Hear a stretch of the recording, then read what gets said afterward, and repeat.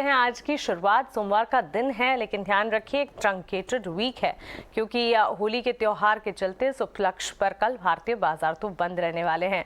लेकिन ये सारे संकेतों के बीच आज भारतीय बाजार के लिए ट्रेंड कैसा दिखेगा, आज सेंटिमेंट्स ग्लोबल बाजार से कैसे आ रहे हैं, सब कुछ जानते हैं। एशियाई बाजार की शुरुआत आज अच्छी होती हुई हरे निशान के साथ एसजीएक्स निफ्टी में ट्रेड इस वक्त आप देखेंगे करीब 75 अंकों की बढ़त एसजीएक्स निफ्टी में नजर आ रही है। वहीं शुक्रवार के सेशन को अगर याद करेंगे और अमेरिकी बाजार की बात करें, वहां पर भी अच्छी मजबूती के बीच ट्रेड दिखे। डाउ, नैस्डैक, एसएनपी हर तरफ मजबूती के साथ कामकाज क्लोज होता हुआ दिखा। ऑलमोस्ट 2.5% की तेजी इंडेक्सेस में नजर आई और कुछ positive sentiments, economic indicative actions रहे। ब्याज दरों पर जो लेटेस्ट कमेंट्रीज आना शुरू हुई है वो है जो कि विदेशी बाजार के लिए इस वक्त सपोर्ट का काम कर रही है। आइए जानते हैं ग्लोबल सेटअप कैसा दिख रहा है, विस्तार से समझते हैं सारे के सारे फैक्टर्स विदेशी बाजार के पूजा त्रिपाठी के साथ। पूजा, गुड मॉर्निंग, आप बताएं।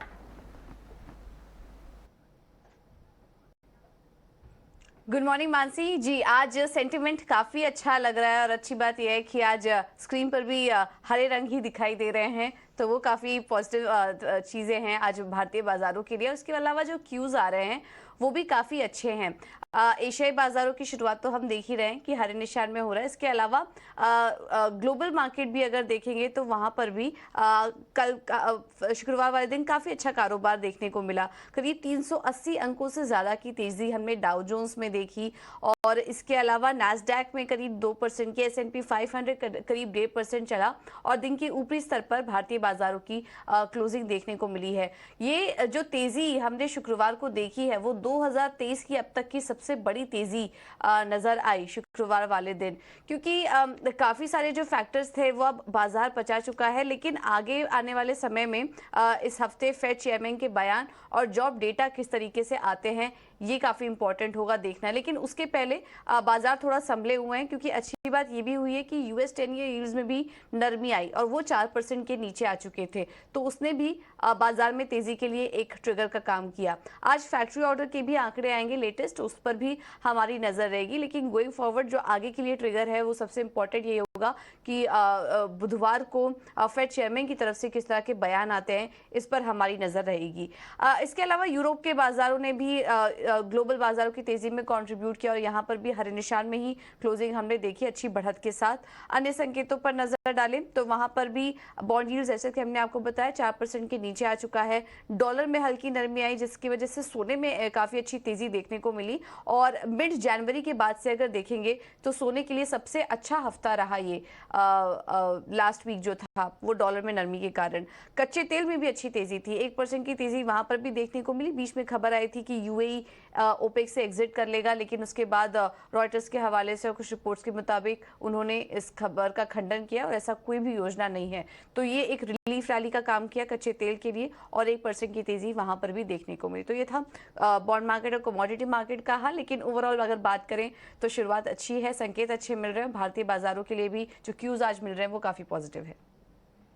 बिल्कुल पूजा, शुक्रिया आपका हमारे साथ जुड़ने के लिए और ग्लोबल सेंटिमेंट्स हमारे साथ शेयर करने के लिए। तो पॉजिटिव यहाँ पर विदेशी बाजार से सेंटिमेंट्स आ रहे हैं इस वक्त। अगर आप देखेंगे ये हफ्ता भी काफ़ी इंपॉर्टेंट है, क्योंकि कुछ तमाम बयान हैं जिस पर नज़र रहेगी। फेड चेयरमैन के स्टेटमेंट का इंतज़ार रहेगा, वहीं जॉब्स डेटा पर भी नज़र रखनी होगी और यूएस 10 ईयर बॉन्ड डील्स जो है उसमें भी नरमी है, 4% के नीचे नज़र आ रहे हैं और आज फैक्ट्री ऑर्डर के आंकड़ों पर हमें नज़र रखनी होगी। तो ये सारे के सारे इंपॉर्टेंट टेक अवेज विदेशी बाजार से जिस पर आप रखें नजर। अच्छे सेंटिमेंट्स हैं, लेकिन ये सेंटिमेंट्स भारतीय बाजार के लिए कैसे नजर आ सकते हैं, क्या भारतीय बाजार में भी तेजी कायम रहेगी, इस पर हमें अब देखना होगा। इस पर स्ट्रैटेजी आपके लिए लेकर आएंगे, लेकिन उससे पहले एक बार देख लीजिए संस्थागत निवेशकों ने क्या किया है। शुक्रवार के सेशन में एफआईएस डीआईएस की तरफ से किस तरह का ट्रेंड देखने को मिला है। खरीदारी के आंकड़े, इनफैक्ट डीआईएस ने काफी हद तक बड़ी खरीदारी की है। आप देखिए कैश मार्केट में डीआईएस की 2090 करोड़ तक की खरीदारी आई है।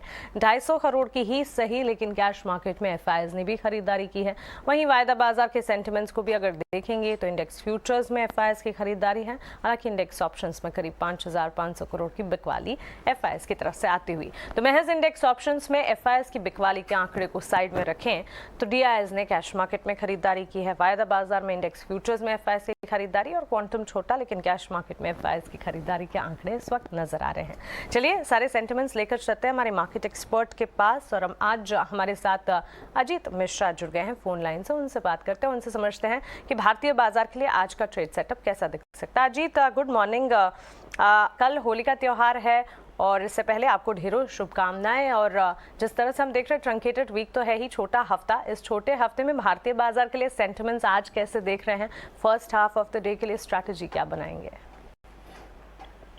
गुड मॉर्निंग मानसी, और आपको, पूरी टीम को और सारे व्यूअर्स को होली की हार्दिक शुभकामनाएं।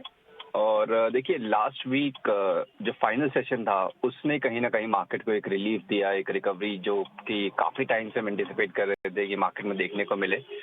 तो एक डिसाइसिव कैंडल फॉर्म हुई थी और आज उसी का एक फॉलो अप मूव देख रहे हैं हम, thanks to the global markets. तो देखिए, उम्मीद यह है कि रिकवरी थोड़ी एक्सटेंड करेगी, बट यस, हायर लेवल्स पे आपको प्रेशर देखने को मिलेगा। बट इंट्राडे की बात करें तो देखिए, टोन पॉजिटिव ही रहने की उम्मीद है। तो कोई भी डिप अगर आपको मिलता है तो वो बाइंग अपॉर्चुनिटी की तरह ही देखना चाहिए आपको, when it comes to Nifty और बैंकिंग इंडेक्स दोनों ही।